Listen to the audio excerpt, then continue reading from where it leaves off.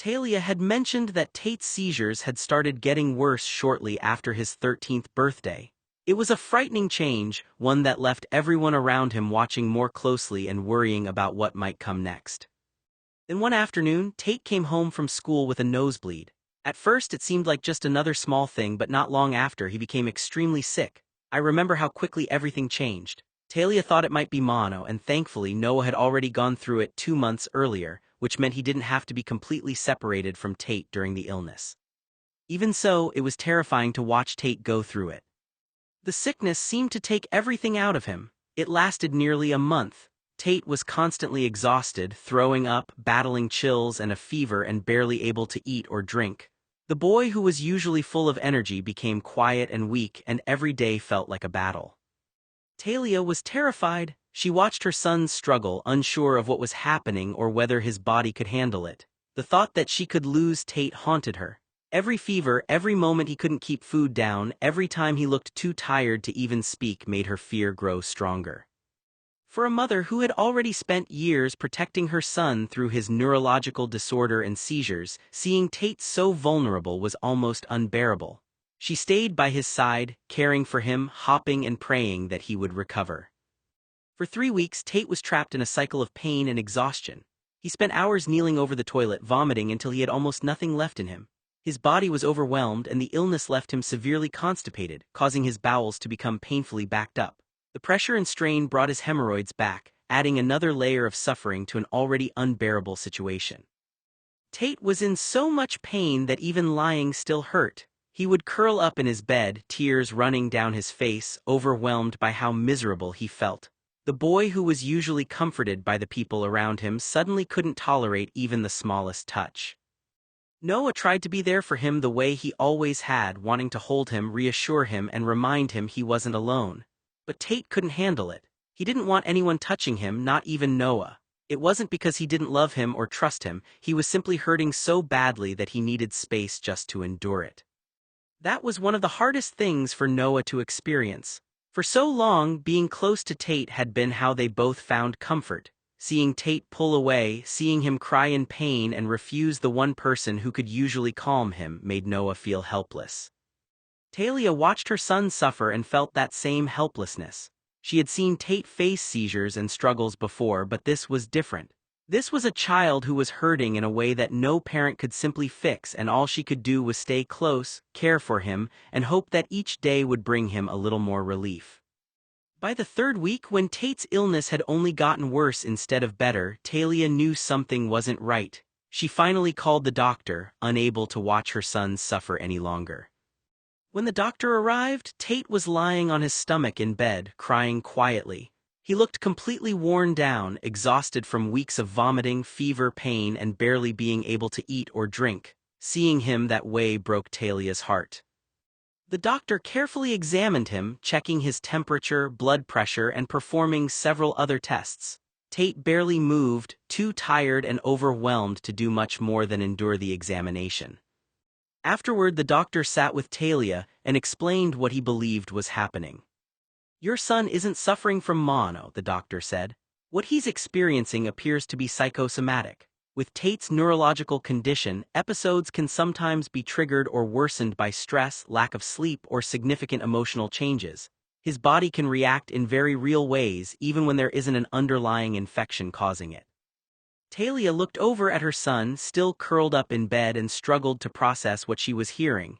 Tate's pain was real. The tears, the exhaustion, and the suffering were real, but the cause was something more complicated, something connected to the way his brain and body responded to stress. The doctor reassured her that with time, rest, and support, Tate should begin to even out. But for Talia, watching her child go through it was still terrifying. She didn't care what the cause was, all she knew was that her son was hurting and she wanted him to feel like himself again. By the 6th week, Tate finally began to recover. On the outside, he looked almost normal again. The fever was gone, the vomiting had stopped, and he was able to move around as he had before. But Talia could see that something was different. Tate seemed withdrawn and depressed. He barely ate, and the spark that usually lived behind his eyes seemed dimmed. The illness had passed, but whatever it had taken from him emotionally had not disappeared. The biggest change was his anger. Tate had always struggled with his neurological condition, but after everything he had gone through, his emotions seemed harder for him to control. When he became upset, frustrated, or overwhelmed, the anger would build until he didn't know what to do with it. Sometimes he would grab a baseball bat and destroy the miniature figures he had collected, smashing them in the living room or tearing apart the ones in his own room. The sound of things breaking would echo through the house, leaving everyone shaken. Tate had become more volatile and unpredictable. His anger was greater than before, and there were moments when it frightened the people who loved him. But one thing remained true: he never turned that anger toward another person. He never tried to hurt anyone. Instead, he took it out on objects, destroying things around him because he didn't know how else to release what he was feeling. Noah hated seeing him like that. The boy he had always known, the boy who laughed, played, and found comfort in the smallest things, was still there, but buried beneath pain, frustration, and emotions Tate didn't know how to manage. Talia worried that the sickness had changed something inside her son. She loved Tate completely, but she also knew he needed help learning how to carry the anger and fear that had built up inside him. By the 7th week, Talia and Noah began to notice something different. Slowly, almost as if a switch had been flipped, Tate seemed to return to the person they knew before everything happened. It was as though the illness, the fear, and the anger had faded into the background. Tate acted as if nothing had happened. The withdrawn, frustrated teenager they had been worried about was replaced by the Tate they remembered, the cheerful, affectionate boy who could light up a room. He started taking better care of himself again. He combed his hair, smiled more often, and seemed more comfortable in his own skin. The energy that had disappeared during those difficult weeks began to come back. One of the biggest changes Noah noticed was how much more physically affectionate Tate had become. Tate sought him out constantly, wanting to be close in the way they had always been. One day, with a grin that reminded Noah of the old Tate, he picked him up and carried him outside so they could play together. For Noah, it felt like getting his buddy back. Tate also seemed to become even more attached to Noah after the ordeal. He spent less time with his aunts and uncles, even though they had always been an important part of his life. Instead, Tate wanted Noah's attention more than anyone else's. He wanted to share his time, his jokes, and his everyday moments with the person who had stayed beside him through the hardest parts. Talia noticed the closeness between them. After everything Tate had experienced, it seemed that Noah had become his greatest source of comfort and security.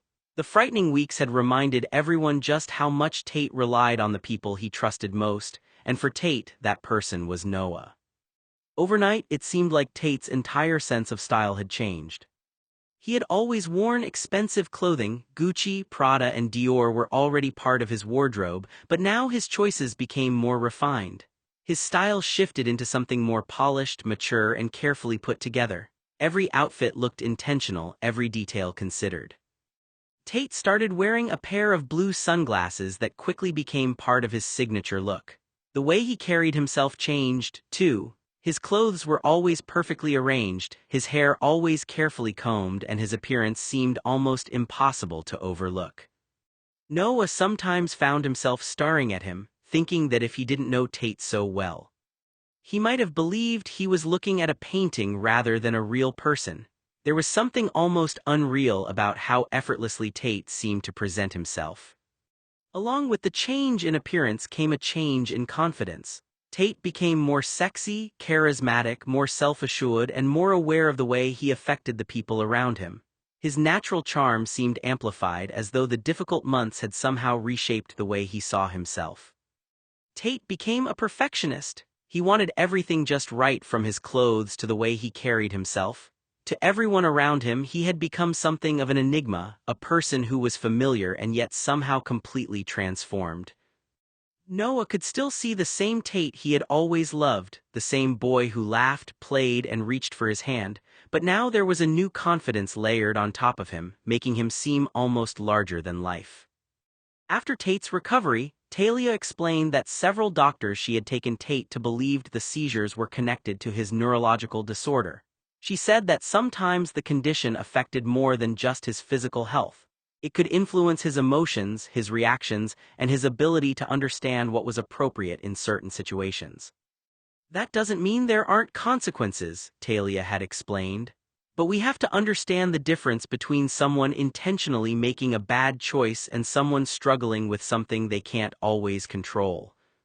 The punishment Terrence had decided on was 10 hours of community service. Tate would spend his time volunteering at a local trash cleanup site, picking up litter and helping maintain the area. To Tate, it felt like more than just picking up garbage. It felt like a reminder that he had disappointed his family. And after everything that had happened, I wasn't sure he needed another reason to feel like he had to hide who he was. The school library in the 1980s always smelled like paper that had been sitting too long in the sun. Dust floated in the light coming through the tall windows. A few students typed slowly on the big, clunky computer terminals, but most of the answers still lived in books. Noah slid between the shelves until he found the reference section. Dictionaries were heavy things. He pulled one down carefully, set it on the table, and opened it with both hands. He traced his finger down the page. ABC. His heart picked up slightly when he found the right word, anal. He leaned closer. The definition was short and clinical, relating to the anus. Noah blinked once, then leaned back in his chair a little, like the book had said something too direct at him. He didn't even fully know what to do with that information. Then underneath it there was another entry, anal retentive, informal, overly concerned with order, rules, or details. He frowned. So it's two things, he whispered to himself. One sounded medical, one sounded like something teachers said when they were annoyed. Neither of them sounded like something that should have caused all that noise in the office. Noah closed the dictionary halfway, thinking. Across the library, the librarian adjusted a stack of books, not looking up. Noah glanced back down at the page again anyway, like staring at it longer might make it make more sense. Instead, it just sat there, quiet, plain, and somehow still bigger than it should have been. Noah hesitated at the end of the aisle, the dictionary still open in his hands. He didn't really want to ask anyone else, but the word had followed him all day like a puzzle missing half its pieces, and the only person in the building who ever made him feel like questions weren't dangerous was the librarian. Mrs. Silver, the librarian, looked up as Noah approached her desk, glasses resting low on her nose, a stack of returned books beside her. "Well, hello, honey," she said gently. "What's going on?" Noah slid the dictionary onto the desk and carefully turned it so the page faced her. His finger landed on the word. "Here," he said quietly, "this." She glanced down, then back up at him, reading his face before the page. "Okay," she said slowly, "what about it?" Noah shifted his weight. "Tate's dad said this word in the car," he said, "and Tate got in trouble because of it at school. I don't understand why it's such a big deal." The librarian's expression changed just slightly, not alarmed, just thoughtful, the kind of look adults used when they were trying to choose careful words. She pulled the dictionary closer and read both definitions. Then she closed it gently, resting her hands on top of it. "All right," she said softly, "let's take this one step at a time." Mrs. Silver didn't react with surprise. She just softened her expression a little more, like she already understood what kind of confusion this was. "Okay," she said gently, "you're asking what it means when adults use it in a different context than the medical one." Noah nodded once, then shifted his weight, glancing around to make sure no one else was listening. "So my closest buddy Tate, he got in big trouble at a school dance yesterday. The principal called his parents and everyone's whispering about it. The principal said something about anal during the meeting between Tate and his parents, and now he's suspended. But I don't get it. What's anal like? Is it someone who likes things just right?" Mrs. Silver's eyebrows shot up, but she composed herself quickly, adjusting her glasses. A faint blush crept into her cheeks, but her voice stayed steady and professional. "Oh dear, sit down, Noah. This is one of those things they don't always cover in school right away." She gestured to the chair across from her desk, and Noah plopped down, curious but clueless. Once he was settled, she leaned forward slightly, her voice dropping to a confidential tone. "Anal isn't always a fastidious person, Noah. It refers to the anus, the opening at the end of your digestive tract right where waste comes out, but in the context the principal meant was probably shorthand for anal sex." Mrs. Silver explains to Noah what this word means and how to perform it in the bedroom. Scene retracted, see extended version on Wattpad. Noah's eyes widened, his face turning beet red. He'd heard whispers about sex before, but this was new territory. Wait, like, in the butt? Why would anyone do that? Doesn't that hurt? Mrs. Silver nodded sympathetically, her own curiosity piqued by his innocence. She decided to be thorough. After all, knowledge was her job. She paused, gauging his reaction. Noah was staring at her, mouth slightly open but not in disgust, more like fascination. Emboldened, she continued. Tate probably got in trouble because he was trying it with a girl at school or in a public place. Schools have rules against sexual activity between consenting kids or adults, but it's a common act. People do it for variety, to explore power dynamics, or just because it turns them on. Noah swallowed hard, shifting in his seat as an unfamiliar warmth stirred in his pants. He'd never thought about butts that way before. Mrs. Silver glanced around the empty library, her pulse quickening. She wasn't supposed to demonstrate, but his genuine confusion tugged at her. Scene retracted, see extended version on Wattpad. As she spoke, her words painted vivid pictures in Noah's mind. He imagined Tate trying this on someone, getting caught. But now his thoughts drifted to Mrs. Silver's full lips moving as she described it so matter-of-factly. What about the mess, or does it feel good for girls too? Scene retracted, see extended version on Wattpad. Noah's member twitched in his jeans, hardening at the explicit details. He crossed his legs, embarrassed. Mrs. Silver noticed, her gaze flicking down briefly, a spark of arousal igniting in her core. The library felt warmer, more intimate. Does that clear it up, or do you have more questions about why Tate got suspended? He nodded dumbly, but his mind raced with new possibilities. Yeah, thanks, Mrs. Silver. Tate's going to be pissed he didn't just ask you. Noah blinked, still processing Mrs. Silver's earlier words about how anal could happen between guys too. His cheeks burned hotter, but curiosity won out.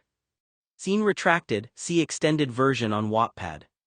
Mrs. Silver smiled gently, her eyes softening with a mix of empathy and resolve. She leaned back in her chair, folding her hands on the desk. Well, because you're underage, I can only say that there are people out there, people like my brother Brighton Noah, who's gay and they like doing things with other guys. Society will lie to you and say they don't exist or they're confused, but they do exist. She paused, watching his reaction closely, her voice steady and reassuring. Scene retracted, see extended version on Wattpad. Noah shifted again. His young body responding in ways he didn't fully understand yet, a subtle ache building as her words sank in. He imagined it vaguely, two guys close like him and Tate but touching in forbidden ways. Mrs. Silver continued, her tone turning more serious. Everything between queer people or between queer and straight people needs to be consensual, and if it's something you don't enjoy, you don't have to continue. But you're a bit young to be doing this, and I don't care what orientation you are, Noah, as long as you're doing it with somebody who cares about you or values your consent. Forget what society says about heterosex being the only normal way. Your friend Tate probably tried doing it with a girl at the school dance and got caught, which is why he got in trouble. She sighed softly, her gaze drifting to the window where the afternoon sun filtered through. I would never advise minors to have sex, but most teenagers are going to do it anyway. Wise adults make their homes a safe place for their kids by educating minors and providing protection to prevent tears, infections, disease, pregnancy, and regrets. Noah nodded slowly, his mind swirling with the new information. The idea of consent stuck with him, making the whole thing feel less scary and more intriguing. Scene retracted, see extended version on Wattpad. Mrs. Silver's smile returned, warmer now as she sensed his budding understanding. Exactly. Her description hung in the air, vivid and unfiltered, further stirring Noah's imagination. He felt himself against his jeans. Mrs. Silver noticed his discomfort but said nothing, instead reaching into her desk drawer and pulling out a small pamphlet on safe sex.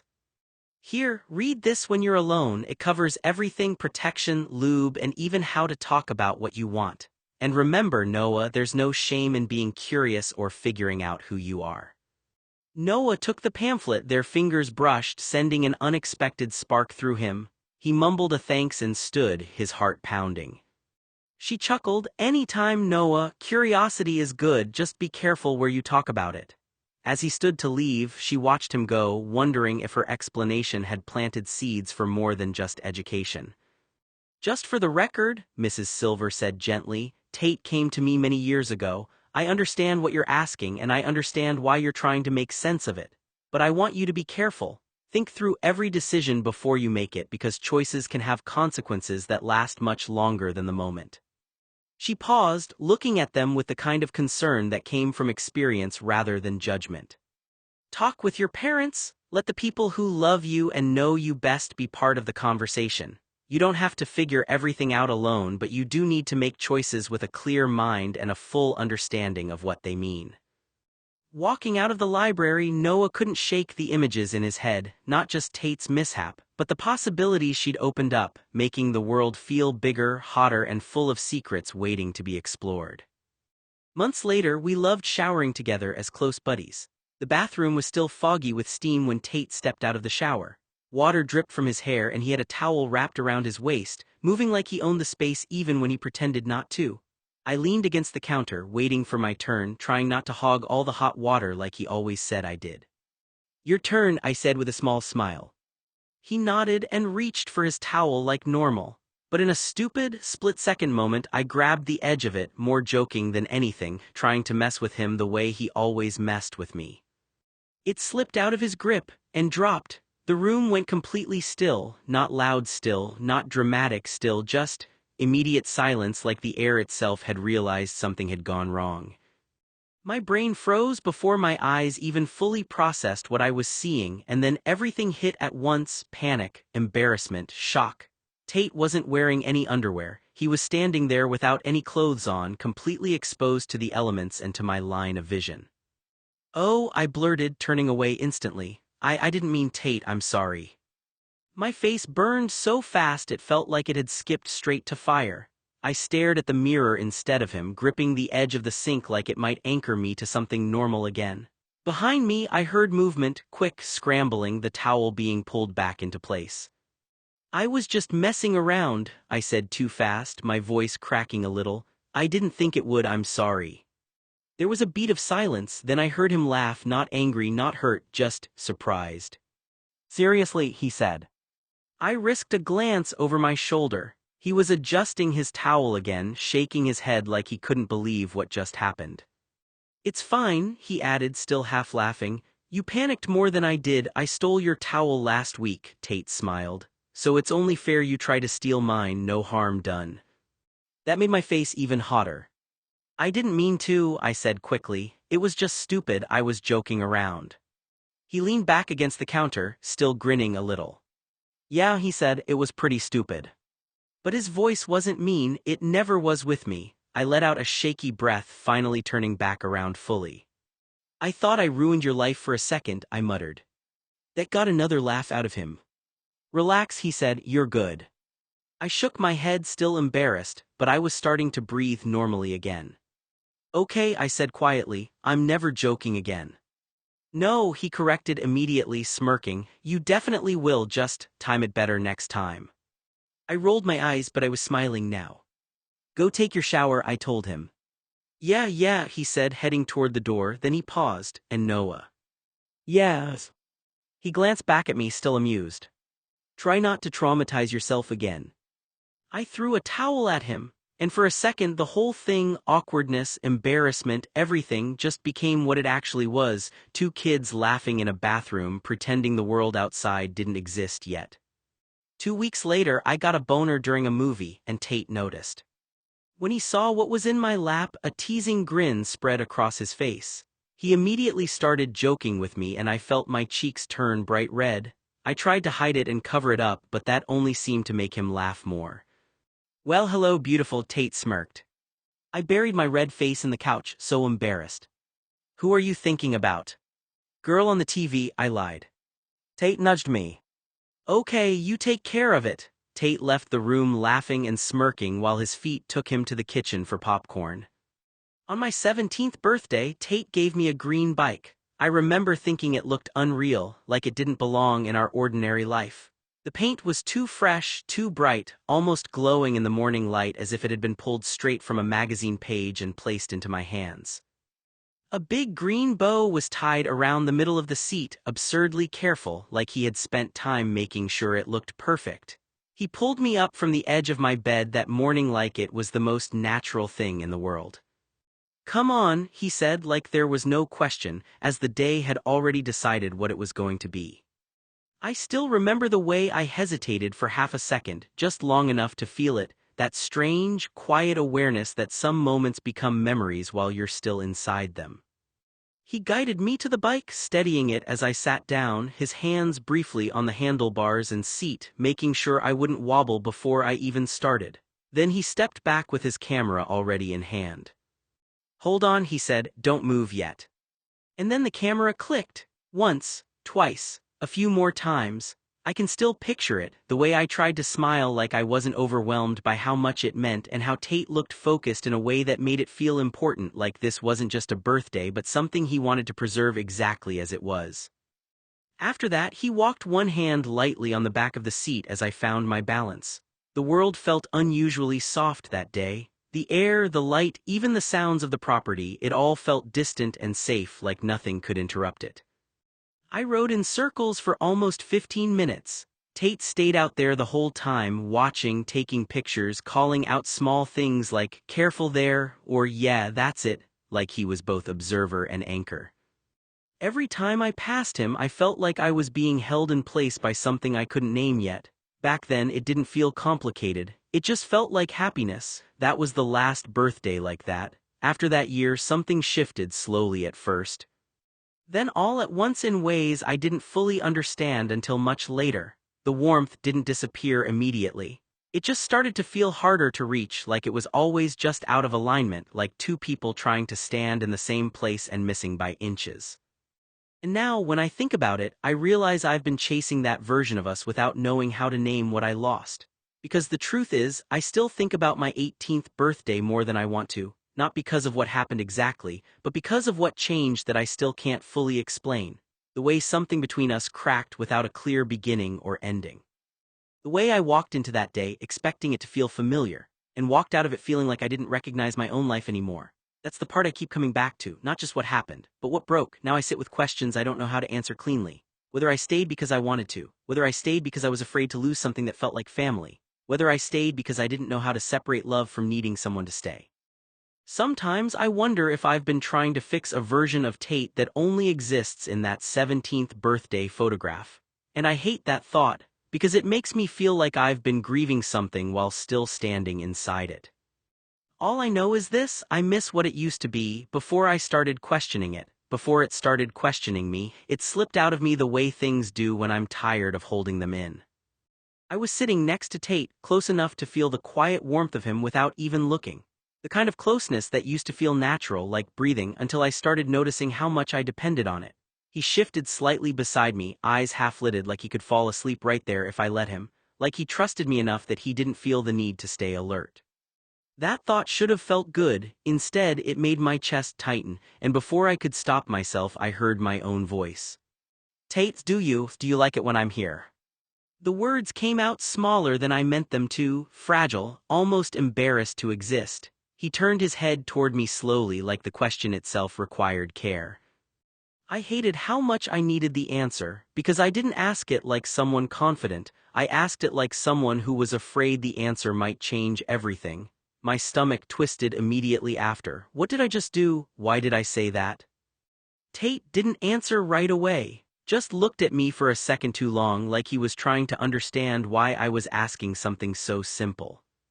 And that silence, that pause did something to me. It made me realize I wasn't asking about tonight. I wasn't asking about the couch or the room or the moment. I was asking about everything, about us, about whether I still belonged in his life the way I used to. My fingers curled slightly against my leg, trying to ground myself. Tate finally shifted, voice soft. The words didn't land all at once. For a second I thought I'd misheard him. My breath caught in my throat, stuck somewhere between relief and disbelief. Tate's eyes wouldn't quite meet mine, like he was afraid that if he looked up he might take it back. His shoulders were tense in a way I'd never seen before, like he'd just admitted something he'd been holding down for years and it hurt to let it out. I don't like it when you're here," Tate had said at first. That sentence still echoed in me, sharp and heavy. It was the kind of thing I'd replay later when I was alone, the kind of thing that would make me wonder what I did wrong. But then, simple, certain, like there had never been a question at all, and something in me cracked quietly at that because I couldn't tell if I felt relieved, or worse, even more unsure. I love it when you're here, Noe. My chest tightened painfully. Tate, I said, barely able to get his name out without my voice shaking. He finally looked at me then, his eyes were glossy like he was holding something back just under the surface. Not tears exactly, but something close, something bigger. I don't know how to say it right, he muttered, rubbing the back of his neck. It just feels weird when you're not around, like everything's louder or, I don't know, worse. My heart was still racing, but it wasn't the same kind of panic anymore. It shifted into something softer, something careful. You scared me for a second, I admitted quietly. Tate let out a small, shaky breath, almost like a laugh that didn't fully make it. Yeah, me too. The silence between us wasn't empty anymore. It felt full, like it had been waiting for this exact moment to mean something. I took a step closer, slow enough that he could have moved away if he wanted to. He didn't. So what are you saying? I asked gently. Tate hesitated, his head on my bare chest. His voice dropped even lower when he finally answered. I'm saying I don't really know what I am without you here. I nodded before I could think too hard. Yeah, I said, forcing my voice steady. Okay. But inside I wasn't okay. A week before Tate's 18th birthday, I remember lying next to him and thinking how quiet everything felt. Not peaceful exactly, just still. Tate was the kind of person who could make stillness feel intentional, like it was something he had chosen rather than something that just happened around him. I was on my side watching the light move across the room, not really thinking about anything in particular when I heard him speak. His fingers curled at his side, then relaxed, then curled again. He exhaled through his nose, quiet and uneven. He started, but the word barely made it out. Then nothing. He swallowed hard, eyes flicking toward me for half a second before darting away again, like he was afraid of what he might see on my face, or afraid of what I might think if he actually said it out loud. Forget it, Tate muttered quickly, shaking his head a little as he could physically shake the thought out of existence. But I didn't let him off that easily. Tate, I said softly. Just his name, nothing else. That was enough to make him pause. His shoulders rose slightly like he was bracing himself, as if he were standing at the edge of a question he wasn't sure he was allowed to ask. He started again, quieter this time. I don't know if it's stupid. My heart tightened at that, because whatever it was, it mattered to him enough to scare him. It's not stupid, I said gently, just ask me. He hesitated longer than I thought he would. Then, barely above a whisper, like he was afraid the answer might change everything between us, he finally let it out. Would you ever leave the United States? He asked. It came out so casually I almost didn't register it as important at first, like he was asking about the weather, like it was just a thought he was letting drift out into the air between us. I turned my head slightly toward him. He was looking at me already. That's what made me pause. Tate didn't usually ask questions without watching for the answer as it mattered. I shifted a little, taking my time with it, not because I needed long to think, but because something about the way he asked made me feel like I should be careful. No, I said finally, never. A small smile tugged at my mouth, softer than anything serious.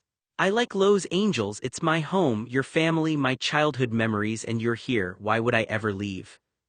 It felt true in the simplest way, not something I had to defend, just something that had always been there. Tate nodded like he expected that, like he'd already known, but his hazel eyes stayed on me a second longer than they needed to. I didn't understand why I noticed that. Tate was quiet for a moment and I thought that might be the end of it. Just one of those random questions people ask when they're half tired or half thinking about something else. But then he spoke again. What about kids? That one made me blink. It wasn't the question itself, it was the timing. The way it came right after the first one, like part of a chain. I hadn't been warned that it was coming. I shifted onto my elbow a little, looking at him more directly now. It took me a second to answer because I wasn't sure what he meant by it, not in a literal sense. I understood the words, I just didn't understand why it was suddenly in the room with us. Maybe, I said carefully, then I softened it because it felt too uncertain left alone. Yeah, maybe a little girl. As soon as I said it, I could see it in my head, not clearly, just the idea of it. A future that didn't feel impossible. A life that wasn't complicated by questions I didn't know how to answer yet. Tate was watching me the whole time, and I remember thinking briefly that I couldn't tell what he was thinking at all, but he smiled. Just enough, the kind of smile that didn't ask for anything back. "That'd be nice," he said. And I believed him because I always did. I didn't understand why Tate was asking me those questions, not fully, and he didn't explain. That was the part that stayed with me afterward, the silence he left around it like he was testing something without ever naming what it was. I could feel Tate's tense shoulders next to me. He sighed like the words had been sitting in his chest for a long time waiting to come out. "Noah, if you ever feel like you can't afford kids or the life you want, come to me." His voice was steady, but there was something tight underneath it. "I'll write you a check, you can have whatever life you want." He swallowed, staring straight ahead. "You shouldn't have to settle for something you don't want, or go without something you do want." His fingers curled slightly against his leg. "Don't be shy about the things you want, and don't ever apologize for them. Don't convince yourself that something is stupid just because it feels out of reach. If you want it, then it matters, and you deserve it." Another breath, quieter this time. "And I mean it, Noah, I'd rather give you everything than watch you live a life that's smaller than what you actually want." "I promise," I said softly. Tate lay there for a moment like he was choosing his words carefully, like this actually mattered more than he wanted to admit. Noah waited unsure, the silence stretching just enough to feel heavy. Then Tate finally spoke, his voice quieter than usual but steady. "Giving you the life you deserve," he said, glancing at him, "is the least I can offer, after what you've done for me since we met." Noah blinked, caught off guard. It wasn't the kind of thing Tate said, not out loud, not like that, but there was no joking in his expression now, just something honest, something real, and somehow that made the words land even harder. Tate paused, his voice dropping just a little. Noah didn't answer right away. The words lingered in the air between them, heavier the longer he held onto them. Tate had already moved slightly, like he'd said what he needed to say and didn't plan on explaining it further, but Noah couldn't just let it sit there, not when it didn't make sense. He frowned, studying Tate like he was trying to solve something that refused to come together.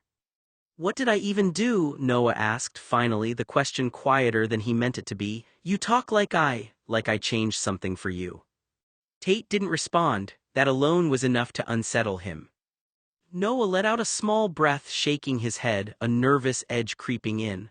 "I mean it. You're talking about inheritance, loyalty, like I earned something. I don't remember doing anything like that." Tate's gaze dropped for a second, searching his own memory like maybe he'd missed something obvious. "I just stayed," Noah added softer now, "that's it." That was the truth of it as far as he could see. He hadn't saved Tate, hadn't done anything heroic or dramatic. No turning point, no single moment that could justify the weight behind Tate's words, just time, just presence. Noah looked back up at him, confusion still written plainly across his face. "So why does it sound like I gave you everything," he said, "when I don't even know what I gave?" After I told Tate no, he looked at me like that wasn't the answer he had been bracing himself for.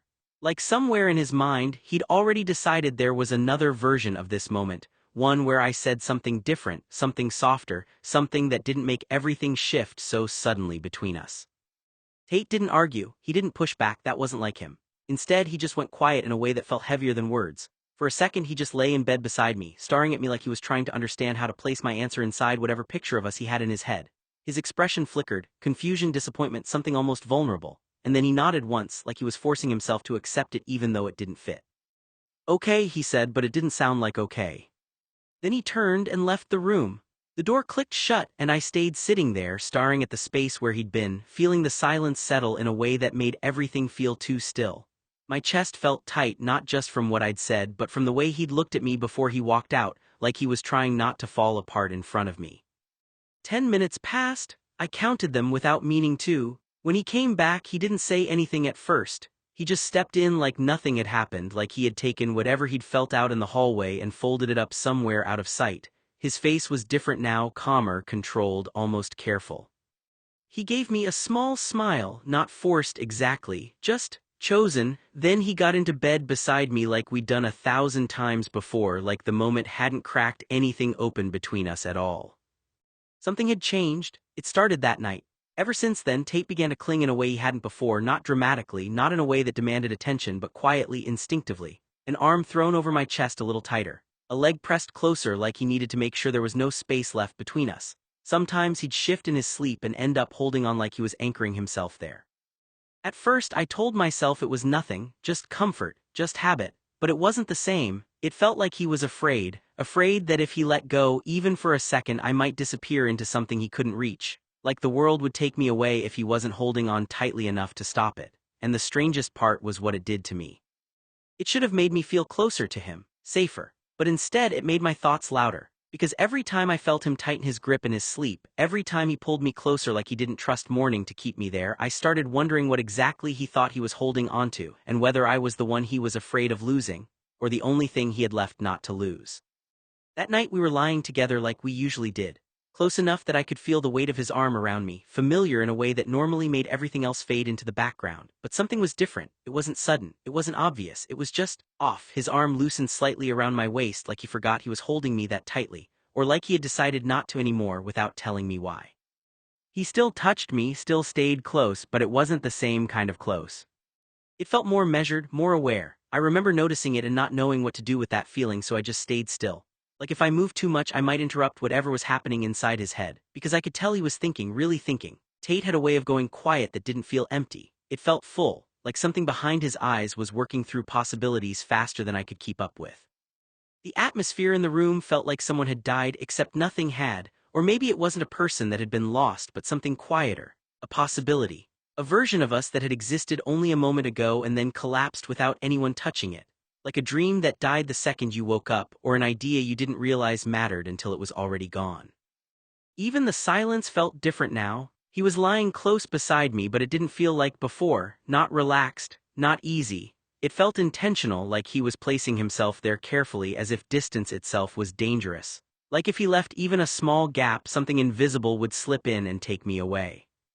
Tate shifted and his arm came around me again, slow, almost hesitant at first, then firmer once he was sure I wouldn't move away. He pulled me closer, but not in a casual way, not in the way people hold each other when they're comfortable. It was tighter than that, almost like he was checking, like he was making sure I was still real, like he was afraid I would disappear. I could feel it in the way his fingers rested against me, not tense but not fully relaxed either. There was something in the stillness of his touch that didn't match the closeness, something watchful underneath it. I didn't say anything, because I didn't know what would make it better. And because part of me was afraid that if I spoke I'd finally give shape to what this feeling was becoming between us, something fragile, something unbalanced, something neither of us knew how to name without breaking it further. So I just stayed there, listening to his breathing, feeling the weight of his arm like it was both comfort and a question at the same time. And in that strange, suspended quiet, I started to understand something I didn't want to admit. It wasn't just that Tate was afraid of losing me, it was that he had already decided I might not stay. I was terrified that what we had was on borrowed time. Tate acted like he was terrified I was going to leave this house, him, and everything we'd built without ever really naming it. Like one wrong moment, one wrong answer could make it all collapse.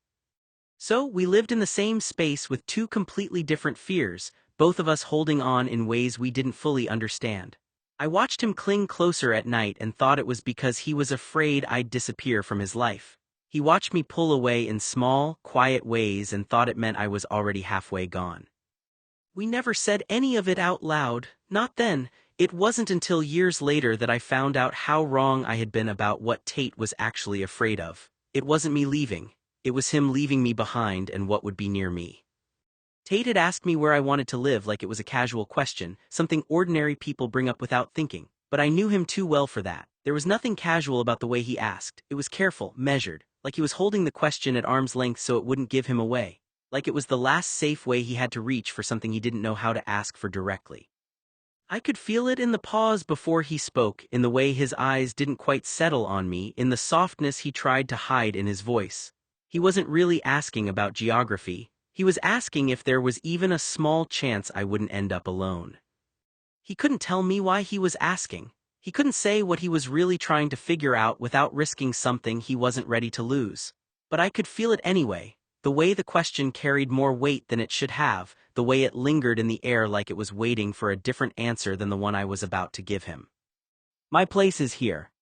It sounded so certain when I said it, like it was simple, as it meant I understood where I belonged, like I was grounding myself in something stable and real. I didn't realize how final it sounded. I didn't realize that to him it might not have sounded like belonging at all.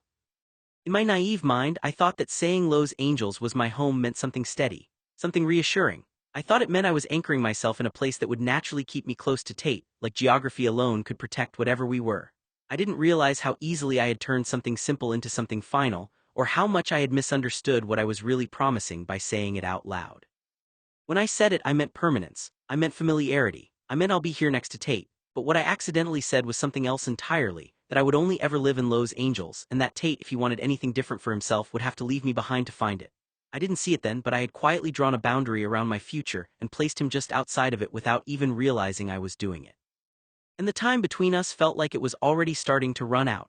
I had made it clear in ways I didn't understand at the time that staying here made everything harder between us.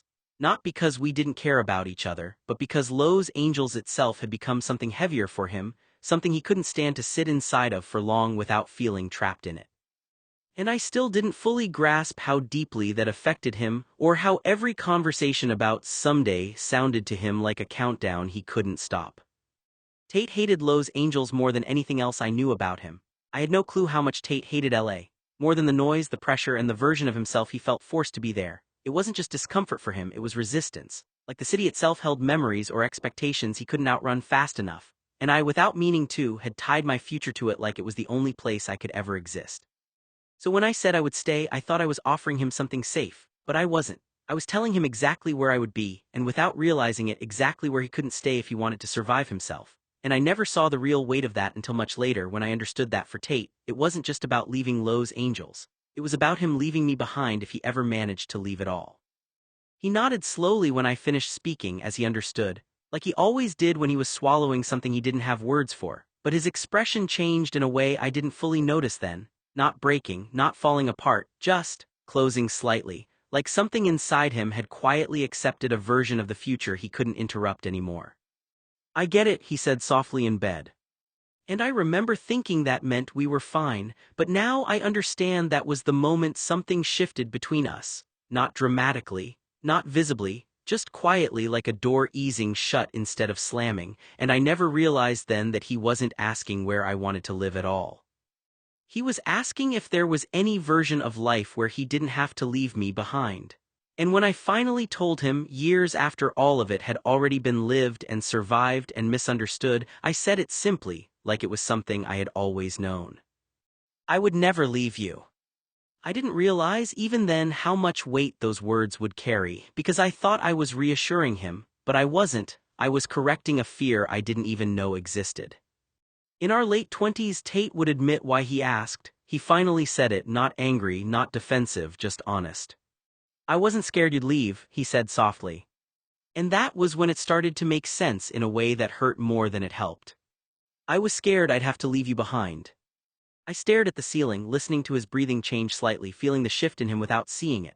Why was he asking me if I'd ever leave the United States? Was it nothing, just a random thought, or was it something else? A trip maybe. Something he was planning and didn't want to say yet, or something softer, something I almost didn't want to name because I wasn't sure I liked the direction it went in.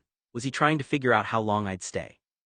The thought came in quietly, but once it arrived, it didn't leave. I swallowed and kept my face still, even though I could feel my own thoughts tightening. Tate wasn't speaking anymore, but I could feel him beside me like he was still asking questions without words. And for the first time I realized I didn't know how to read what he was doing. I only knew that whatever he was thinking, it was serious enough to change the way he held me, and I didn't know if I was supposed to ask, or pretend I hadn't noticed at all. Tate didn't say anything after that, and the silence pressed in on me. I replayed my words, searching for where I might have gone wrong. Maybe I pushed too hard, asked too much. My chest tightened as doubt crept in. I wasn't trying to challenge him, I just wanted to understand. But now I wondered if I'd crossed a line or Tate had shared too much of himself and now he regretted being too open with me. I hoped that our closeness wouldn't be affected by whatever this was. It was Tate's 18th birthday in 1986. I woke up before he came back to our bed. Tate always did this on his birthday, slipped out of bed early like it was part of some private ritual he never explained. For 4 years I'd noticed it. For 4 years I'd told myself I'd ask him one day, and for 4 years I hadn't. Just like every year I just stayed still, pretended to be asleep when I heard the shift of movement, the quiet pull of the sheets, the careful way he left the bed like he didn't want to wake me even though I always pretended I was already gone. When he came back, I let my breathing change first, like I was just waking up naturally, like nothing had happened while I wasn't there. Tate slid back into bed beside me like he always did. And the moment he did, I felt his arm go around me. Warm, familiar, automatic in a way that used to feel like certainty. I didn't move right away, I just let myself exist in it. Tate pulled me in closer and I felt his face press into the space beneath my chin like he had memorized exactly where he fit against me. "Happy birthday," I murmured, my voice still rough from sleep. There was a quietness in him that I couldn't quite place, but I didn't try too hard to name it. I'd learned that sometimes it was safer not to. He let out a soft huff of a laugh.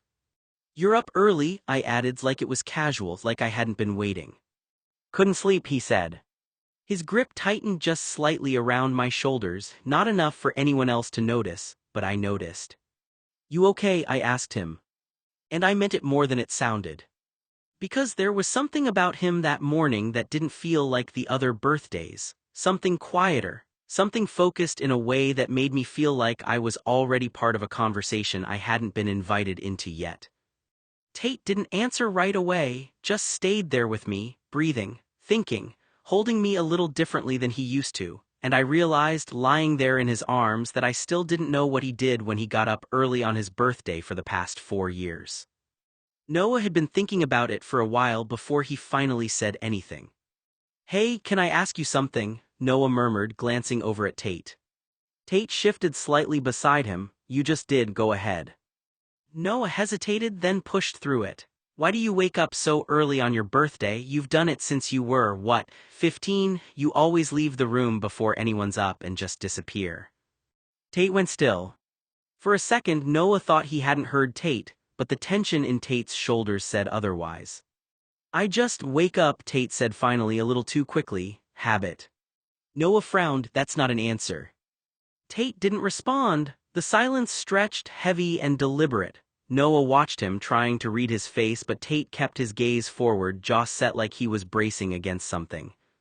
"No, really," Noah pressed, quieter now. "You don't just randomly start doing that every year. Did something happen?"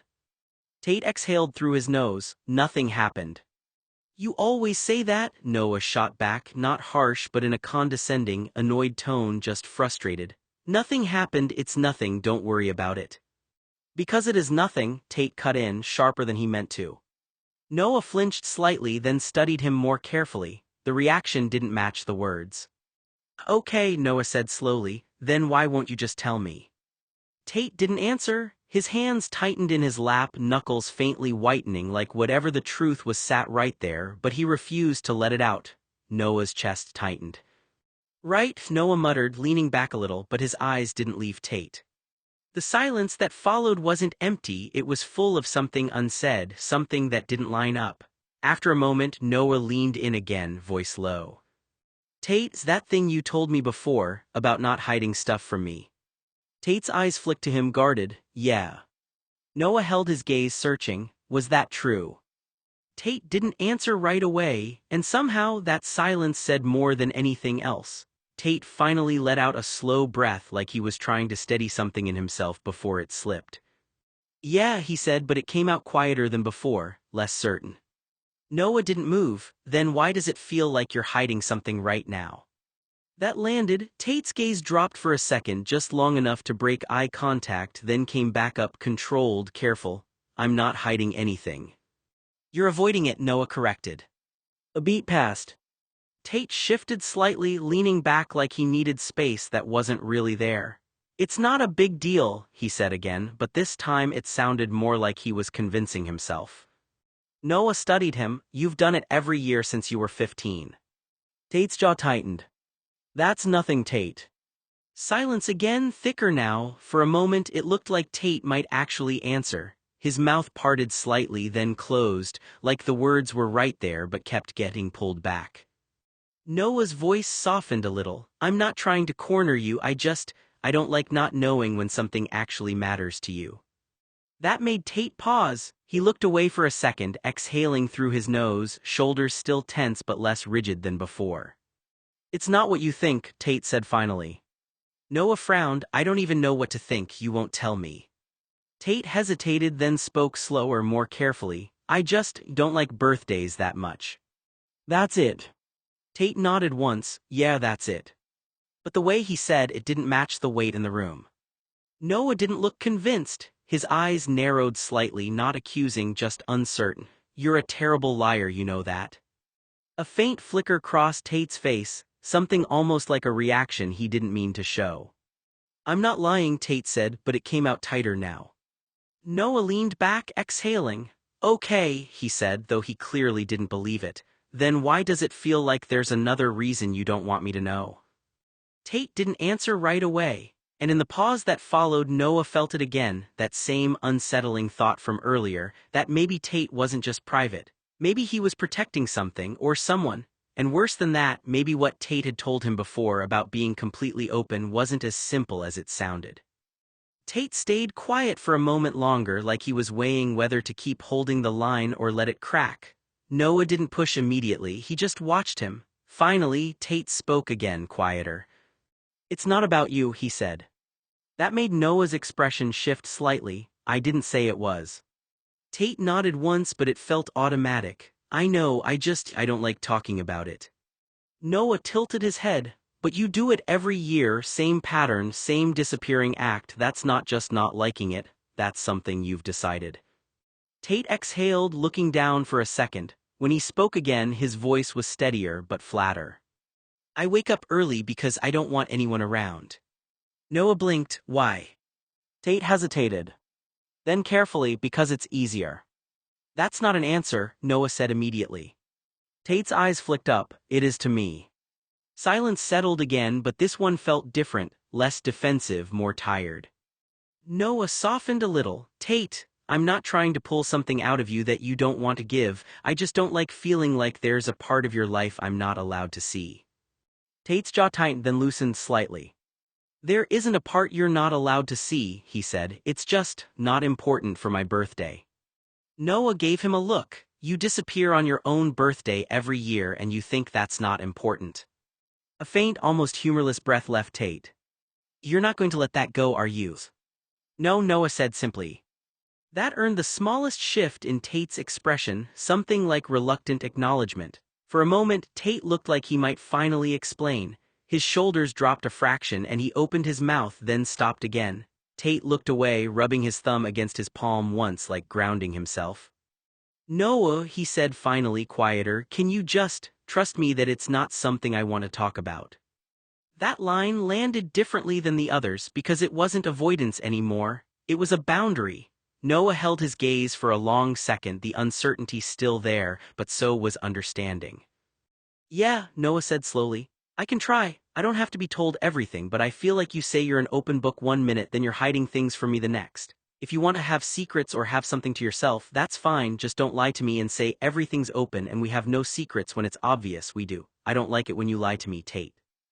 Tate gave a small nod but didn't relax completely. And even as the conversation moved on, Noah couldn't shake it, the feeling that there was something underneath Tate's words that didn't quite match the surface. Something he was choosing not to say, and for the first time Noah wasn't sure if it was about protecting privacy or protecting Noah from the truth. After a few minutes, Noah spoke again, quieter now. I'm not mad, he said. I just don't like when things change tone like that and nobody explains why. Tate glanced at him. Nothing changed. Noah gave him a look. You just shut down mid-conversation. A faint pause. Yeah, Tate admitted, more honest this time. I did. That honesty made Noah blink slightly. Tate exhaled, leaning back a little more into the seat. It's not about trust, I just get like that sometimes. Noah studied him. Only on your birthday. Tate didn't answer immediately. Then carefully, mostly. That wasn't a denial, it also wasn't an explanation. Noah leaned back too, processing it. So you leave early, avoid people and don't talk about it, because you get like that? Tate gave a small shrug, but it didn't look casual. It's easier that way. Noah frowned again, quieter now. Easier for who? Tate's eyes flicked over to him. Me. A pause.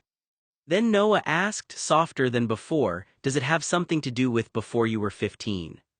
Tate's entire posture tightened instantly, not dramatically but enough that Noah noticed, and that was the first crack.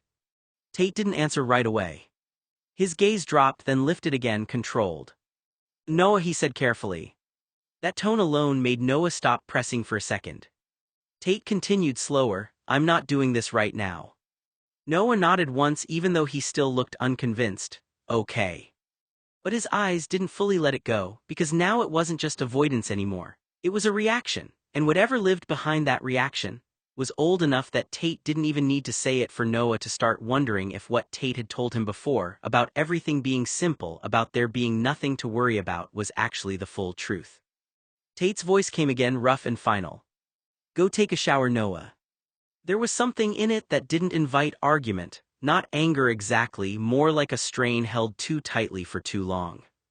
It's supposed to be a happy day and you're ruining it, Tate added, exhaling sharply. Let's just get through my least favorite day of the year and move on to March 24th. Noah hesitated, searching Tate's face for a second longer than necessary. Then, for once, he didn't push back. Yeah, okay, he said quietly. Noah picked up his clothes and went into the bathroom, closing the door behind him. The click sounded final. Inside, the air was still. Noah turned the water on, letting it run until steam started to blur the mirror. The sound filled the space, steady and heavy, giving him something to focus on, but his mind didn't settle. Least favorite day of the year, that kept repeating. Noah stood there for a moment, seeing Tate from the room near the bathroom, staring at his reflection in the fogging glass. The longer Tate looked, the more unsettled he felt, not because of what Tate saw but because of how little sense anything was starting to make. Tate didn't talk like that without reason. Something's off, Noah murmured to himself, quieter now. Tate stood in front of the bedroom mirror, not really moving, just staring at himself like he was trying to recognize something that didn't feel familiar anymore. Noah watched him from the doorway, frozen for a second. Something about Tate's expression didn't sit right, tight in a way Noah couldn't place, like he was forcing himself to stay still. Tate's jaw flexed, his eyes flicked over his own reflection, and then, almost abruptly, his face changed. Not dramatic, not loud, just a sharp break in control. He turned away too fast. No, Tate muttered under his breath, barely audible. Before Noah could even react, Tate moved quickly across the room, grabbing the nearest trash can. He bent over it, shoulders tightening, and vomited into it. Noah's stomach dropped. Noah started, taking a step forward instinctively. But he stopped, because for once there was nothing in Tate's posture that felt like it could be approached, no space for questions, no space for comfort that wouldn't break something further. Tate stayed bent over for a moment, breathing hard, gripping the edge of the trash can like it was the only thing keeping him upright. Noah stood still, stunned. When Tate finally straightened, he wiped his mouth quickly, refusing to look at the mirror again. His face was pale and his eyes looked unfocused, like he was somewhere else entirely for a second. And then Noah saw it, not just discomfort, something closer to shock or fear or both tangled together. Tate's eyes were wet, but he blinked hard like he was trying to erase it before it became real. Noah opened his mouth, then closed it again. For once the questions didn't come. He just stood there watching Tate turn slightly away from the mirror like he couldn't stand to be seen by it again. And in that silence, Noah realized something he didn't want to name yet. Whatever this was, it wasn't just a bad memory. It was something Tate was still living with. The kitchen was louder than usual, too many voices for the size of the room, dishes clinking, chairs scraping, coffee being poured like it was trying to keep up with the conversation. Uncle Joey leaned back in his chair, grinning as he looked Tate up and down. Well, look at you, Joey said, gesturing with his fork. Another year older, practically ancient now. Tate didn't even look up from his plate. I'm 18. Exactly, Joey said immediately. That's what I just said, ancient. A couple of people chuckled. Tate didn't. Joey leaned forward like he was delivering important news. Do you start making noises when you sit down yet? Knees doing that little old man symphony. Tate finally glanced at him. If I start doing that, I'm blaming you. Joey laughed. See, that's the spirit of a man who's accepted it. Tate took a sip of his drink, expression flat. I haven't accepted anything. Joey pointed at him. Denial, classic aging symptom. Tate exhaled through his nose and looked away like he was done participating in that conversation. Across the table, Talia set down her mug gently, watching the exchange with a faint smile before turning her attention to Tate. 7 o'clock, she said, matter of fact. Don't be late tonight. Tate nodded once. I won't. And don't show up drunk like last year, she added, not unkind but firm. Tim laughed, eating his fried eggs. That earned a reaction. Tate's eyes flicked up briefly. That was one time. Joey immediately leaned in again. One time that we know of. Tate's got hidden achievements, Joey said, gesturing broadly. Party crash records, questionable decisions. Joey, Talia interrupted, giving Tate's uncle a look. What? I'm building character. Tate muttered, you're building toward a headache. Joey ignored him completely. I'm just saying, if there's a most improved birthday behavior award, I think you're still in probation. Tate set his fork down a little more firmly than necessary. I'm not a teenager. Joey nodded solemnly. True, you're a very responsible adult teenager. A few laughs around the table again. Tate didn't smile. At the far end, Noah had been quiet through most of it, watching the back and forth with mild confusion and lingering concern from earlier. Finally, he leaned slightly toward Tate. So you've got a party tonight? Noah asked. Tate glanced at him. Yeah. Like Friends music, that kind of thing. No, not like that. Noah hesitated, then tried carefully. Can I come to the after party, like after the main thing? The room shifted subtly, a small pause in conversation, a couple of glances exchanged. Tate didn't answer right away, then he shook his head once. No. Noah blinked. Why not? Tate didn't look at him as he replied, because it's not that kind of thing. Joey immediately jumped in. Ooh, rejected, harsh. Joey, Talia warned again. What? I'm just observing the social dynamics. Tim laughed, refilling his coffee mug. Noah frowned slightly, not offended, just trying to understand. I'm not a random person, I could just hang out. Tate finally looked at him then, and his expression was calm, but firm in a way that ended the conversation before it fully started. It's not about that, Tate said, it's just, not tonight, okay? Noah studied him for a second. Is it because of earlier? Tate's jaw tightened briefly. No, he said quickly, then softer but still decisive, it's just not a good idea. Joey leaned back again, smirking. Look at that, mysterious birthday restrictions, very elite. Tate didn't respond. Talia reached over and lightly tapped Joey's arm. Stop antagonizing him. I'm not antagonizing, I'm bonding.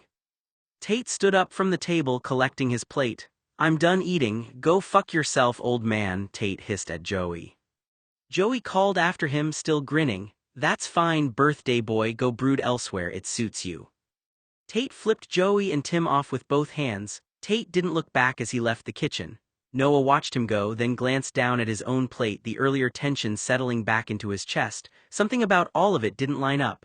The jokes, the rules, the sudden shutdowns, and the way Tate said no didn't feel social. It felt final. At lunch, I handed his gift to him like it was nothing. Like I hadn't been planning it for weeks. Like I hadn't stood in the store holding it in my hands, doing math in my head that didn't make sense and still somehow deciding it was worth it anyway. It was an expensive coat, I knew that much even before I saw the tag. The kind of price that makes people pause, reconsider, and put it back. I didn't. $3,200 for this warm designer jacket. I remember the number because I kept repeating it to myself on the way home, as if I said it enough times, it would start to feel real in a way I could justify. It didn't, but I still brought it anyway. Tate's eyes changed the moment he saw it. That was the thing I always noticed about him. He didn't have to say anything for me to know when I'd done something that landed exactly where it was supposed to. He held it as it belonged to him already, like it had been waiting, and then he kissed me, both cheeks quick and soft, like it was instinct, like gratitude was something physical he could just give away without thinking too hard about it.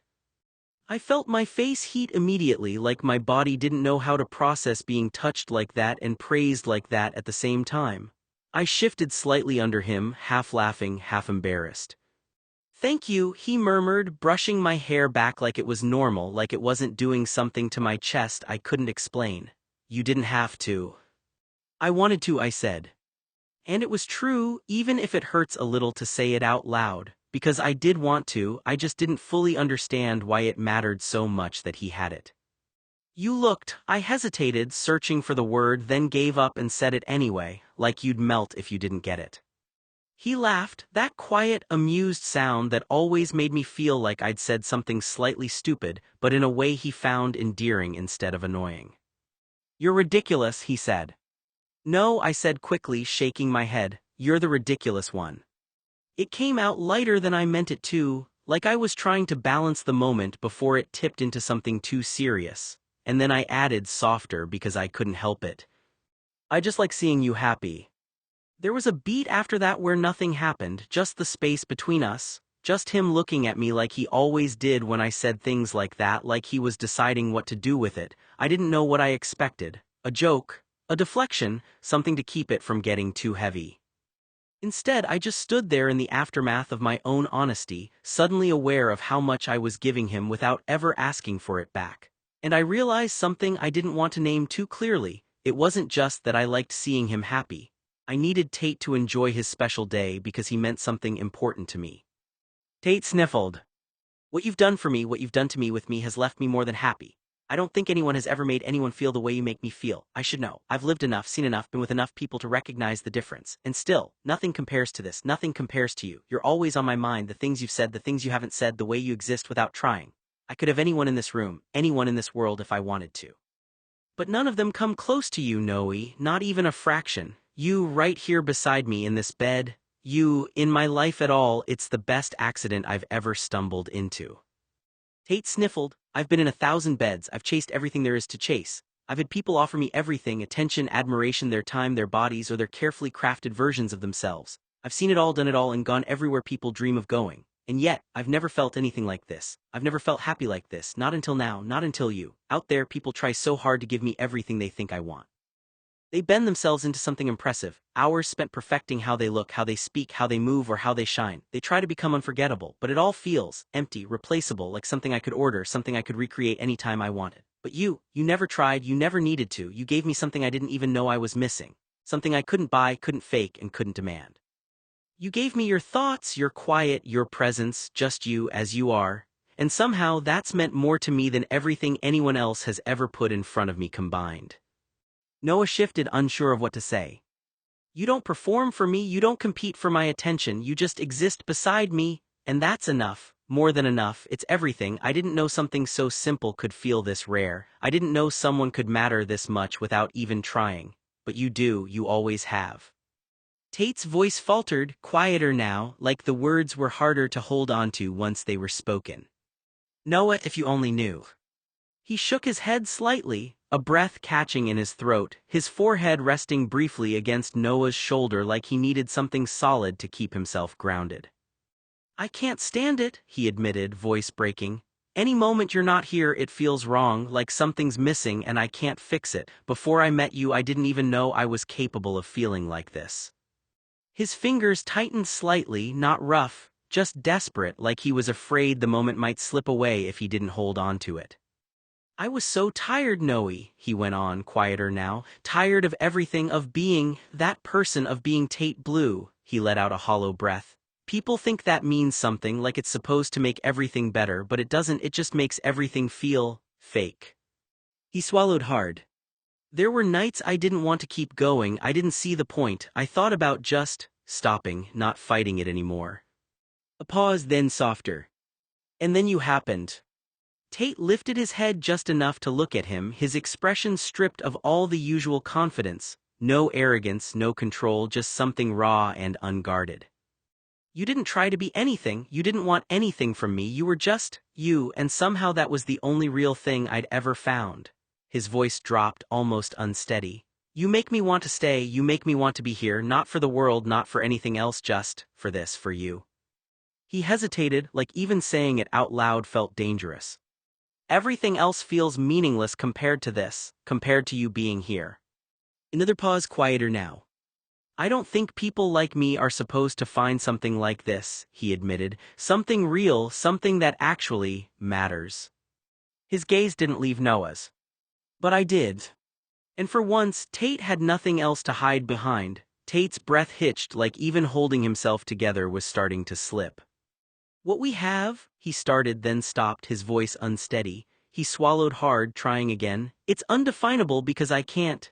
His jaw tightened, frustration mixing with something more fragile. I won't define it. If I try, it turns into something smaller than what it is, and I won't do that to us. His eyes dropped for a second, like he couldn't hold Noah's gaze anymore. I won't lie about this, he added quietly, not in here, not with you. But the words caught, and this time he couldn't push through it. Tate's composure finally broke, a sharp breath, then another. His voice cracked and he turned his face slightly, but it didn't hide anything. I have a job to do, a life I'm supposed to live. I know exactly what's expected of me, what I'm supposed to say, how I'm supposed to act, every move, every word, it's all planned. His hands tightened slightly, like he was holding onto something that was slipping through his fingers. But you, he continued, softer now, the words uneven. You make me want to stop lying, stop acting, stop being that facade version of me. His voice dropped to almost nothing. You make me want to just be who I am, even if it terrifies the shit out of everyone I know. A tear slipped before he could stop it, and that seemed to make him laugh under his breath, bitter, disbelieving. I've known who I am, he admitted, but I know it's not who I am out there. His gaze lifted again, red-rimmed now, completely unguarded. And somehow, you see something in me anyway. Noah's chest tightened at the realization, something instinctive pulling at him, something protective he didn't even question. Tate, the one person who always seemed untouchable, was sitting here like this. Because of him? No, not because of me, Noah corrected silently, because he's been holding this in for too long. That mattered. That changed everything. Noah shifted slightly, not pulling away, not creating distance. If anything, he moved just enough to steady the space between them. Not overwhelming, not forceful, just there. His thoughts raced, trying to keep up with everything Tate had just said. You make me want to stop lying. That line stayed with Noah because Noah had never asked that of him, never expected it, but now that it was said out loud, he realized how much it meant. How much does it cost Tate to even admit it? Noah exhaled slowly, his voice quieter when he finally spoke. You don't have to figure it all out right now. A pause. You don't have to define it either. His eyes flicked up. Meeting Tate's again, steady, even if everything inside him felt anything but. Tate sniffled, dragging a shaky breath in like he was trying to steady himself but couldn't quite get there. I've been called gay, disgusting, and wrong, he said quietly, the words coming out rougher this time, less controlled. Because I'm pinning for you, Noah. He shook his head almost in disbelief at himself, like saying it out loud made it more real and more unbearable.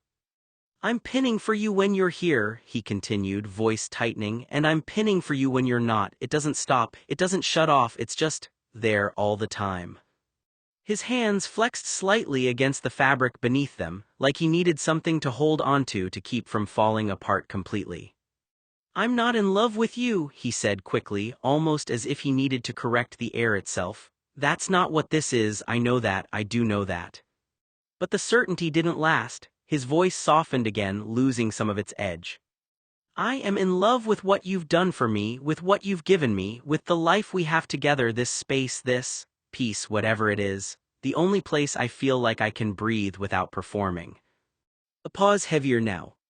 But even that, he swallowed hard, eyes flickering away for a second, even that has almost ripped us apart. His breath shook. And I would let it kill me, he said, quieter, more honest than anything before, if it meant protecting it. Protecting you, protecting this, I don't care what it takes, I don't care what I have to endure outside of here, I'd take it all just to keep this from breaking. He finally looked at Noah again, eyes red-rimmed, voice barely holding. Because I don't know what I am without it. Noah's thoughts didn't come all at once, they came in fragments. At first it was just silence in his mind, too much to process, too much weight pressing down on anything that might turn into a coherent response. Tate's words didn't feel like something to answer. They felt like something to hold carefully, like they might shatter if he moved too fast. "I'm pinning for you." That line stuck immediately, not because Noah fully understood what Tate meant by it, but because of how long he had clearly been carrying it alone. The repetition, the admission, the exhaustion underneath it all. Noah's chest tightened slightly. He had never asked for this, never expected it, never even imagined Tate would describe anything between them in those terms, and yet, hearing it didn't feel like a shock in the way it should have. It felt like recognition. Not of something new, but of something that had been there for a long time, unnamed and ignored because numbing it would make it real.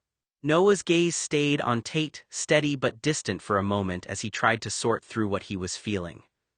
Tate wasn't saying he was in love with him, but he was saying something just as intense in its own way. Attachment, dependence, devotion that bordered on self-destruction. "I would let it kill me to protect it." That line made something in Noah's stomach twist, not with comfort but with alarm.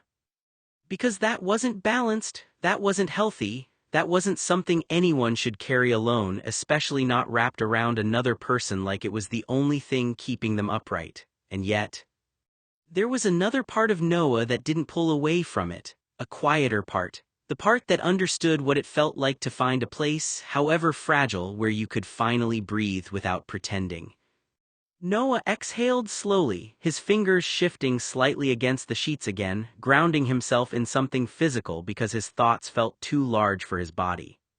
He thinks this is the only place he can be real. That realization sat heavier than anything else, because if that was true, then everything outside this room wasn't just life. It was a performance, survival, pressure. Noah's expression softened slightly, though he didn't move closer. Not yet. He was still trying to understand where he stood in all of this, not above it, not controlling it, just inside it. "I hear you," he said quietly at last, voice careful, like he was choosing each word instead of reacting. A pause. "But you shouldn't have to hurt yourself to protect something that's supposed to feel good." His eyes stayed on Tate, steady but not demanding. "And you don't have to destroy yourself to keep me here."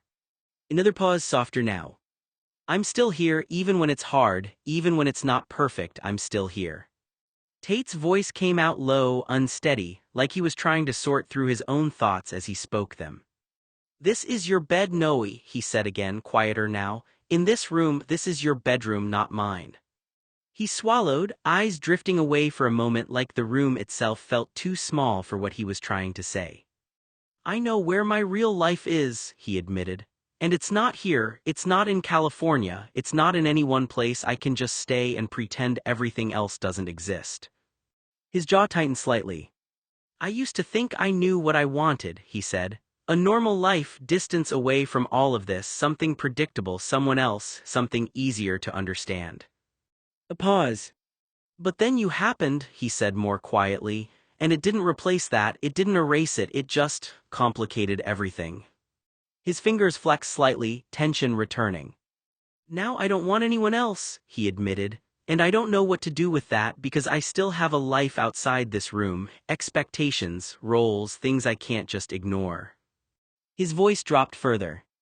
"And I can't pretend it doesn't hurt to think about either direction," he said. "Staying the person they expect me to be, or being honest about what I feel when I'm here with you." He looked at Noah again, eyes unguarded. "I don't have a clean answer," Tate said finally. "I just know this is real for me and I don't know how to put it down."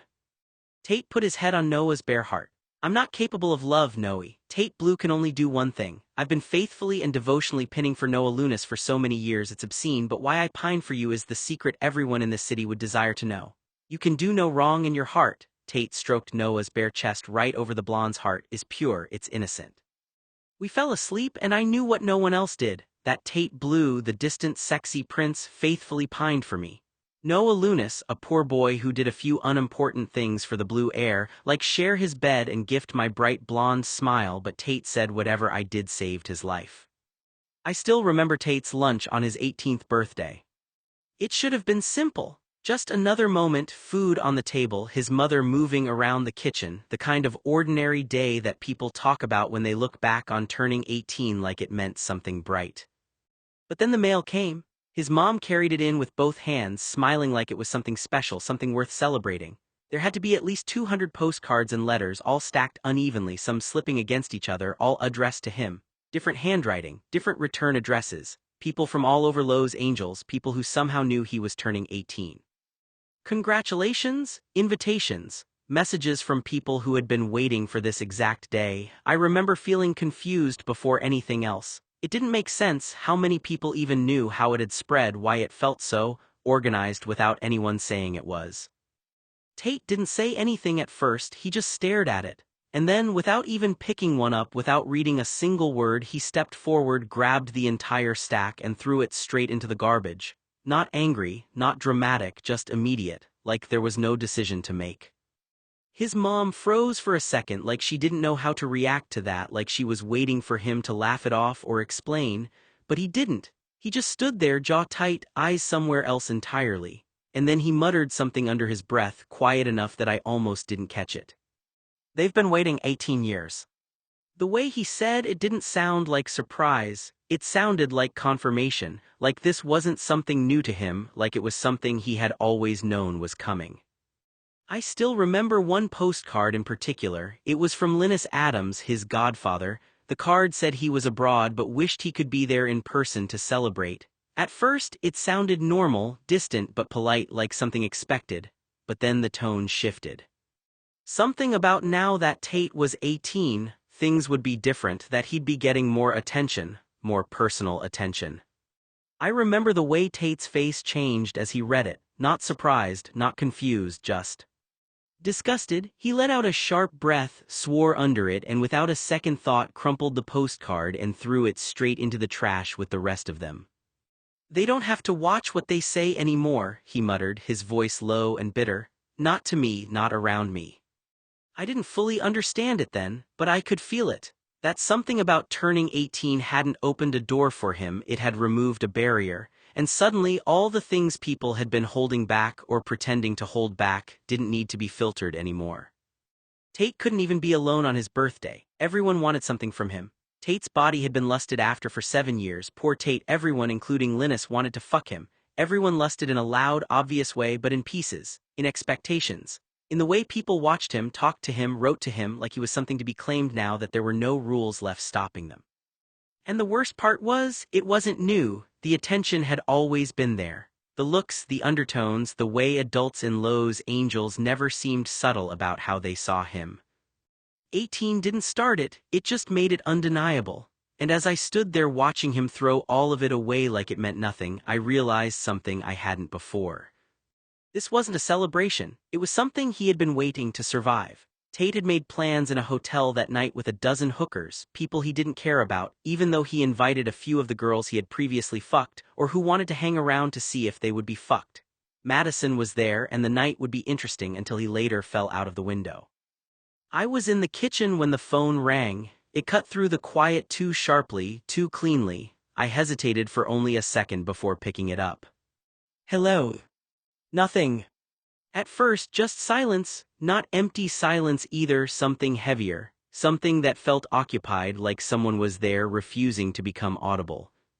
Hello, I said again, who is this? Still nothing, but I already knew this wasn't new. Every few months it happened. These calls didn't behave like calls, no voice, no explanation, just presence without language, like someone insisting on being connected without ever stepping into being known. And it wasn't always just silence. Sometimes there were sounds, ice clinking against glass, slow and deliberate, like a drink being stirred and watched instead of consumed. Sometimes a shower runs in the background, water hitting tile with a steady, indifferent rhythm. Sometimes the faint rustle of clothing, fabric shifting, someone dressing themselves piece by piece in a room I couldn't see, like their life was continuing somewhere else while this line stayed open. But never a voice, never a word, just life leaking through from the other side. My grip tightened. Why do you keep calling? I asked quietly. Still nothing, no interruption, no answer, just that same unsettling refusal to become someone I could speak to. I almost hung up, but then I heard footsteps behind me. Tate came into the kitchen. At first he looked normal, calm, composed like he always was, but the moment his eyes landed on the phone, something in him changed, not confusion, not curiosity, recognition. Tate stopped in the doorway just slightly too long, like his body understood something before his mind fully caught up. What is it? He asked. It's one of those calls again, I said. They don't talk, just sounds. That made his expression tighten immediately. A flicker passed over his face fast but sharp enough that I felt it in my stomach. Fear, not mild, not uncertain, real fear, the kind that didn't belong in an ordinary kitchen on an ordinary birthday. I handed Tate the phone so he could hear the obscene phone call. "Tate," I said carefully, "do you know who it is?" For a second he didn't move. He just stared at it like it was something he already understood too well. Then he brought it to his ear. He listened, and whatever he heard on the other end, it didn't stay contained. I heard a shower noise like someone turning on the showerhead. Tate's whole posture shifted. He flinched and the room felt different. His jaw clenched, his shoulders tightened, and then, "Fuck you, you disgusting, vile pervert," Tate snapped into the phone. It wasn't loud in a dramatic way. It was sharp, controlled, final, a rupture, a refusal. There was a beat of silence after it, like even the line itself didn't know how to respond. Then Tate pulled the phone away from his ear and hung up. Hard, the click echoed too loudly in the kitchen. For a moment he didn't move, just stood there holding the receiver as it had burned him. I stared at him. He didn't look at me right away. When he finally did, his expression was already rebuilding itself, careful, controlled, sealed shut, but I had seen it, just for a second, the fear underneath it. And worse than that, the fact that he knew exactly who had been on the other end. I didn't even think. My thumb moved back to the receiver before the dial tone had fully disappeared, like something in me refused to accept that it could just end there. "Redial." The number clicked in automatically. Tate saw it immediately. "No, I don't," he said, voice tight. But I already had the phone to my ear again. Nothing at first, just that same heavy silence settling in as it had never left. Then ice, clinking slowly against glass, my breath caught. "It's still there," I whispered, more to myself than him. Tate moved fast, too fast. Tate's hand shot out and grabbed my wrist, not hard enough to hurt but firm enough to stop me completely. "No," he said, sharper now, "no more." I blinked up at him. Why? Because I didn't understand anymore, because it didn't make sense. Because there was a shower on the other end of a phone line that shouldn't have had anything on the other side except silence. "Why is someone showering on the phone?" I asked, my voice rising slightly. "Tate, what is that?" His grip tightened for a second, just a second. Then he let go, not gently, like he had to force himself to. He stepped back from me, shaking his head once like the question itself was something he refused to carry. "I'm not doing this," he said quietly. "That's not an answer," I pushed. "Tate, you heard it too, the ice, the water, the—" "Stop," he cut in. Not loud, final, the kind of stop that doesn't invite argument. For a moment we just stood there in the kitchen, the broken dish still on the floor between us, the house too quiet in a way that felt wrong after what we had just heard. Tate looked away from me, not angry anymore, just closed off, like a door had shut somewhere inside him. "I don't want to talk about it," he said. And then he turned. He walked out of the room without waiting for me to respond, leaving me standing there with the dead phone in my hand and a question that suddenly felt too big to fit inside the house. An hour later, the house still hadn't settled. The broken dish had been cleaned up, swept away in quick practiced silence as if it had never existed. But the absence of it made everything feel more exposed, the space between us, the way Tate moved around the house without looking at me for too long, the way he kept disappearing into quiet thoughts he didn't share. I stayed in the kitchen anyway, just waiting. For what I didn't know. Then Tate's mobile phone rang. It was sharp in the stillness, loud enough that it pulled him instantly out of whatever distance he'd put between himself and the rest of the house. He was in the hallway when it started. I saw his eyes drop to the screen, and everything in him changed. Not confusion, not curiosity, recognition. He didn't show me the full screen, but I saw enough, the way his thumb hesitated above it, the way his jaw tightened as something had just confirmed itself. The area code flashed clearly before he tilted it slightly away. New York. Tate stared at it for a long second, too long, like he was counting something, like he already knew what it meant. Then he exhaled, slow and controlled, and the sound of it felt heavier than the ringing phone. "I'm going for a drive," he said. Flat, careful, too composed. I stepped forward immediately. "Tate, who is that? Why is it a New York number?" He didn't answer me, didn't look at me properly either, just kept his eyes on the phone like it was the only thing in the room that mattered. "I'll be back," he said instead. And then, quieter, almost like it slipped out before he could stop it. "Don't answer any phones while I'm gone." Tate's words landed harder than anything else he'd said all day. He grabbed his keys, walked past me, and left. The door shut behind him with a finality that made the house feel suddenly too large for just me. And I stood there, staring at the space where he'd been, thinking about the screen I'd only barely seen. NYC. A number he recognized, a call he refused to take in front of me, and a silence that somehow felt less like nothing and more like waiting. Later, I couldn't stop thinking about the number, NYC. I told myself not to assign meaning to it too quickly, but it stayed lodged in my head in a way I couldn't shake, not just the call itself but Tate's reaction.